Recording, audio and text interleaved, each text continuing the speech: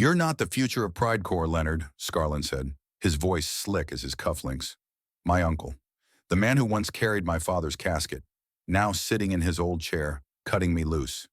Your legacy, and legacy's just dead weight. He didn't flinch when he said it. Not even a blink. Just slid the termination letter across his glass desk like it was a coffee bill. 15 years at the company my father built from scratch, all dismissed with a calendar invite labeled Leadership Realignment. My name's Leonard Prime, 48 years old. Until that Tuesday morning in downtown Seattle, I was vice president of strategy at Pride Corps Industries, a company I'd given more to than most people give their families. I didn't just work there. I grew up in its shadow. I remember falling asleep in the back seat while my father, Mustin Prime, held late meetings in dusty warehouses before the company even had a name. I watched him sketch blueprints on napkins at diner counters, negotiating supplier contracts over black coffee and grit. By the time I was in high school, Pride Corps had moved out of basements and into leased offices. I'd do my homework next to whiteboards full of logistics diagrams. I was 13 the first time I corrected a spreadsheet formula. My father just looked at me and said, "That's your inheritance, son," understanding what most people overlook. So no, I didn't build Pride Corps from scratch. I was raised by it. The team grew, the name became known, and when the time came, I didn't take shortcuts. I earned my seat from junior analyst to executive. Never once played the founder's son card. My father taught me better. Respect isn't inherited. It's earned under pressure. I wasn't the flashiest guy in the room. I didn't lead with slogans or stage presence. I was the one they called when the foundation cracked and someone needed to keep the roof from falling. But that kind of leadership doesn't show up in TED talks. It doesn't get you on Forbes lists, and it sure doesn't protect you from the kind of betrayal that wears your family's last name. Pride Corps wasn't a company back then. It was a work site with ambition. I watched it grow from the back seat of my dad's old Ford pickup. There were no venture capital pitches or viral launches. Just Mustin Prime, a man with calloused hands and a vision that made sense to very few, but completely to me. He built it one handshake at a time. First it was garage floor logistics, then a tiny plant in Kent, then a leased distribution hub in Oregon. I remember helping him assemble IKEA chairs for our first office space. He laughed when I put the seat backwards, said, "That's okay. We don't hire people to sit down anyway." By the time I officially joined as a junior analyst, Pride Corps was in full expansion mode. Not because of hype, but because it worked. Clients didn't leave. Partners paid on time. And word spread that Mustin's team delivered what they promised, even if it took overnight drives and duct tape. We didn't care about press coverage. We cared about uptime. I still remember the night we won our first regional logistics award. My father didn't even tell the team. He just left the trophy in the break room with a sticky note. "Not bad. Now let's get back to work." By the time I moved into strategy, we'd already expanded to 4 states. But even with 300 employees and a swelling client list, there was still soul in that building. That's what Scarlin never understood. He saw assets. I saw legacy with breath in it. And once that soul started bleeding out, you could feel the difference in the walls. The first thing to go was the language. Team huddles became stand-ups. Problems became scalability issues. Clients were conversion metrics now. And when I heard someone refer to the operations crew as legacy personnel, I knew we were entering dangerous territory. Scarlin didn't fire people. He replaced meaning. Suddenly, long-term partners were being nudged out by consulting ecosystems. Field leads were asked to reassess their role alignment, and my own calendar started filling with meetings I hadn't been invited to. One day, my office was moved to the second floor. No explanation. "Just a shuffle for better synergy," they said. I now sat across from the intern bullpen, close enough to hear someone ask, "What's a fax machine?" Then came Nico Radley. Wharton grad, brilliant smile, 0 scars. Scarlin called him a next-gen strategic mind. Told me he'd be shadowing me for a few weeks. By week 2, he was already speaking in meetings on my behalf. By week 4, I stopped getting invites altogether. I watched them test his ideas in rooms I used to lead, using frameworks I designed, but stripped of context. They called it innovation, but it was recycled ambition dressed in new clothes. Meanwhile, my reports were getting rerouted to cross-functional reviewers. My budget got frozen without notice. My signature access to the integrated ops hub, removed for maintenance, it never came back. Then came the departures. Tamra was offered early retirement. Manny got reassigned to a future state sandbox team. And Allie Bishop, one of our most respected client leads, just disappeared. No announcement, no exit lunch, just silence. But it wasn't just names disappearing. It was trust. It was intention.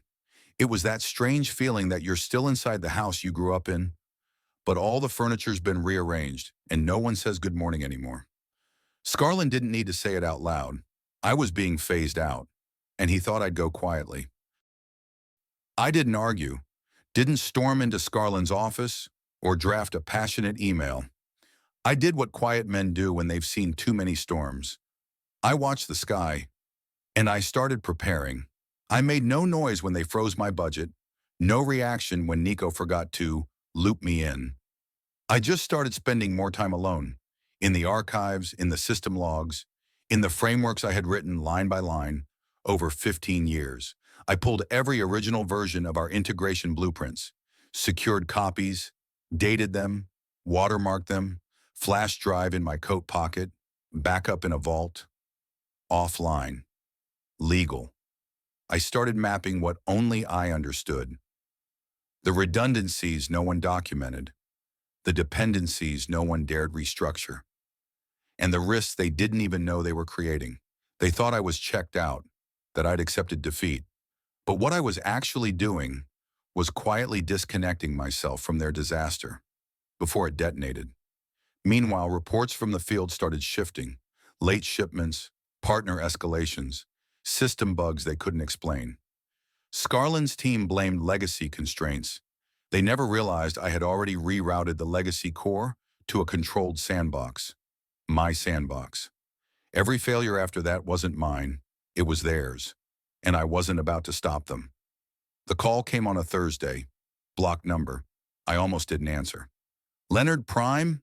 The voice asked. Confident, measured. This is Kendra Thorne, COO at Orion Delta Partners. We've been following your work and your absence. I didn't speak, just listened. She wasn't selling. She was inviting.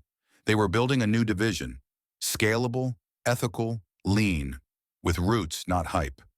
She'd spoken to former Pride Core partners, vendors, clients, employees. My name kept coming up in the same sentence. He made things work. Then came the offer. Partner, equity, full operational control. She wasn't asking for a resume. She was asking if I was ready to build something better. I asked for the weekend. That night, Scarlin pinged me on Slack. Need eyes on Delta Path projections. Urgent client review. What time is 3 p.m.? I didn't reply, because I knew something he didn't. Delta Path only worked because of a hybrid integration I built and never taught anyone else how to maintain. A week earlier, I'd quietly transferred those core scripts into a secure module. Sandboxed, clean, legal, no sabotage, just retraction. At 3:06, another ping. Leonard, client is pressing. Please respond. Need your guidance here. I left it on red that weekend. I accepted Kendra's offer. By Monday, I had my own office at Orion and a job title that didn't need a title. By Friday, Tamra reached out. Heard you made a move. If you're hiring, I'm ready. Then came Manny, then Allie, then two senior engineers still working inside Pride Core, asking if I'd meet for coffee off the record. They weren't jumping ship. They were waiting for the right captain. At 8:12 a.m. the following Monday, Scarlin called. I didn't answer. At 9:37, he emailed, need critical access to inventory integration layers, urgent for board demo. I forwarded it to Orion Legal. No subject, no message. Then I closed the tab and poured myself coffee for the first time in 15 years. That didn't taste like someone else's expectations. The unraveling didn't come with explosions. It came with calendar reschedules, with emails marked urgent that no one opened, with clients who started copying legal on minor disputes.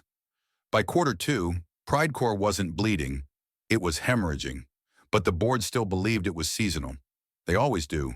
Quarterly earnings missed by 18%. Vendor complaints doubled. Client churn tripled.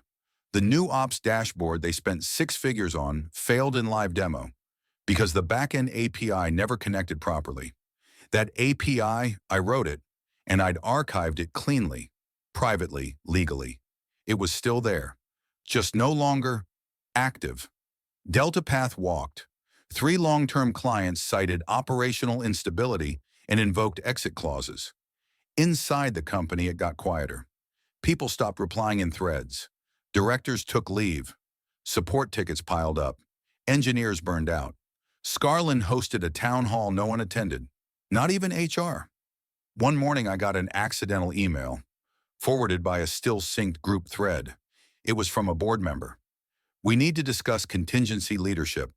Leonard may be necessary." The irony didn't sting. It landed soft, like the end of a storm you watched coming from miles away. 2 weeks later, a journalist called, said they'd obtained documents related to PrideCore's legacy reduction strategy, asked if I had a comment. I didn't, but I read the article. Inside the Collapse of PrideCore, how a founder's son was replaced by consultants and took the heart of the company with him. The article trended. Investors fled. Scarlin vanished. I drove past the old HQ that week. Windows dark, lobby empty. The logo was still etched on the glass when but faded, almost ghosted. A maintenance worker stepped out and looked at me. "Place has been dead since April," he said. "Whatever it was, it ain't that anymore." He wasn't wrong. The truth didn't come from some dramatic leak or whistleblower. It came from an accident, a reply-all mistake, an internal memo from Nico Radley, forwarded to an old project alias I'd created years ago. Still active, still tied to my personal archive. Subject line: Legacy Reduction Strategy, Phase 3. At first I laughed, thought it was a joke. Then I opened the attachment. 38 pages, diagrams, phases, names. They didn't call it a purge. They called it heritage extraction. We weren't employees. We were obstacles. Each veteran executive assigned a resistance score. Green, yellow, red. I was red. Tamra was marked emotionally tied to Prime, remove early. Manny was flagged as quietly loyal, reassigned under innovation team. There were pre-written offboarding scripts, PR templates, risk assessments, even psychological profiles pulled from HR reviews. But the worst part wasn't the strategy, it was the timestamp, 6 months before my dismissal. This wasn't reactive, it was coordinated. At the top of the document, a signature line: Scarlin Mufridge, my uncle, the same man who gave a eulogy at my father's funeral, who cried when he said, "I'll protect what he built." He'd signed off on all of it. There was even a contingency note: if Leonard resists, elevate documentation issue or pursue non-cooperation narrative. They were ready to smear me if I pushed back. They just didn't expect me to walk out quietly. I forwarded the file to Tamra. No subject, just the document. She replied hours later. They underestimated the wrong bloodline. The document didn't go viral, but it reached the right hands. A compliance officer, a journalist, a few board members who hadn't fully sold their soul. And then quietly, it hit the press. Exposed internal strategy document shows how PrideCore systematically erased its founders. There were screenshots, testimonies, and my name listed plainly. Target: high resistance, emotional liability, must be neutralized with dignity. I sat in my new office, phone buzzing nonstop, and thought, they didn't just want me out. They were afraid of what I represented: legacy, loyalty, and the kind of leadership you can't buy in a pitch deck. They tried to erase me, and in doing so, they made me unforgettable. I didn't want to build another PrideCore. I wanted to build what PrideCore should have been. At Orion Delta, we didn't do titles for show. I was partner on paper, but I preferred the tag I taped to my door: System Steward. It wasn't a startup, it was a reset. We called the initiative the Backbone Project, a direct answer to everything corporate culture had stripped from leadership: responsibility, memory, consequence. The rules were simple. We solve before we scale. We listen before we launch. We leave our egos at the door. My first hires weren't flashy. They were loyal. Tamra came back first. No interview, just a 3-word message. Ready to rebuild. Then Manny, who brought his process maps in a weathered binder. Allie returned too, this time with one condition. If we grow smart, not fast. We agreed. Within 6 months, Orion Delta's infrastructure unit was operational across 4 states. 12 clients onboarded, 0 dropped. And most of them? Former PrideCorps accounts. Not because we pitched, because they found us. One sent an email that simply read, "I hear Leonard Prime is behind this." That's all I needed to know. We didn't spend on ads, we spent on engineers. We invested in onboarding practices that focused on story before system, making sure every new hire understood not just how we work, but why. We introduced something Scarlin would have mocked. Legacy training, where we shared failures from past lives so the next generation could avoid the same traps. We didn't hide our scars. We printed them in the handbook. My son Lucas applied for an internship, didn't mention his last name, got in anyway, ended up on a project with Manny. One Friday he asked me, "You ever wish you'd fought to stay?" I thought about that boardroom, that glass desk, Scarlin's smirk. Then I shook my head. I didn't stay to prove I belonged. I left to prove what I could build. It started with a letter, dark blue envelope, heavy paper. No logo, just initials, VH Capital. Inside 2 sentences. "We'd like to speak with you about PrideCorps' future. The board believes your leadership could restore what was lost." I read it twice. VH Capital had become the majority stakeholder after the collapse. They'd cleaned house. Scarlin? Gone. Nico? Disavowed. PR? Still scrambling. I called Kendra, told her what was on the table. She didn't flinch. "Just make sure they understand. This time, you build the map." The meeting took place at a private office in San Jose. 3 board members, 1 legal advisor. No small talk. They offered executive oversight of structural integration, a glorified title for fix what Scarlin broke. They didn't say it, but I saw it in their eyes. They needed the name Prime to stabilize the brand. They wanted the son of the founder to walk through those doors and calm the market. But I wasn't coming to clean up a mess, not unless the terms were mine. So I gave them a list. Full autonomy over operations, structure, and hiring. Public acknowledgement of the legacy reduction strategy and its failure. Dismissal of every executive who signed off on Phase 3. Reintegration of all wrongfully dismissed personnel, if they so choose. And a binding agreement that PrideCorps would function as a subsidiary of Orion Delta, not the other way around. Silence. Then came a quiet nod. "Consider it accepted." I stood, shook hands, and said, "I won't rebuild the old PrideCorps, but I'll give it a chance to matter again. Not because of who started it, but because of what we refuse to forget." I walked back into PrideCorps on a Wednesday morning. Same building, same security guard, different badge. It didn't say vice president, didn't need to. It said ODP, Orion Delta Partner. The parent company now, my company. No announcement, no welcome banner. Just quiet glances, frozen screens, side conversations that stopped mid-sentence. I passed the hallway where my old office used to be. It was a conference room now, frosted glass, empty chairs. The same intern who once asked what a fax machine was stood near the elevator. She didn't recognize me at first. Then she whispered to someone beside her, "That's the guy." No one said my name, but everyone felt it. I didn't take a new office. I set up on the operations floor, near the logistics team, the same floor where Tamra once ran the department before being off-boarded. We brought her back. First policy change? Legacy leave. Paid sabbatico for any employee who survived the Scarlin era. Second, anonymous reporting line for ethics violations, this time with real authority. I walked through the building with my son Lucas that afternoon. He was shadowing me now, not because I told him to, because he asked. We passed the PrideCorps crest on the wall.